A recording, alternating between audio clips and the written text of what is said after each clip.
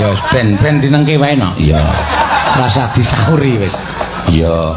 Ya iki rasa dijaluk lho berarti ya. Nggih mboten iki. Nek ra dikekke iki ra tak lagokke lho. Aku kok malak men to. Lah ya kuwi rezeki. Wis entuk 500 kok kene 150 wis arep dijaluk banget. Jenengan purun 150. Ah gelem. Ha kene wong dalang kondang kok 150 wis dipangan. Ha sakarepku kok ya. Iki tiba ning kene wis ora entuk diwawah. Iya. Wis tiba ning kene ya. Pak Kribo nyuwun apa? Ora njaluk boleh. Lah njaluk kae saking senenge Apian tenan. nyawer karo kowe bakso kribo. Ya. Nggih megi-megi baksone laris nggih Pak nggih.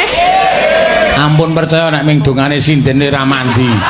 Lah terus dongane sapa sing Ayo lumantar aku wong nang kene iki dirijene aku. Oh, berarti ra mandi iki. Ra mandi. Jenengan dongake mboten. Tak dongake gandeng wis mari karo kowe bakso kribo laris. Bakso kribo iku rame ning Semarang kok ning Yojowe ana. Nggih. Nan.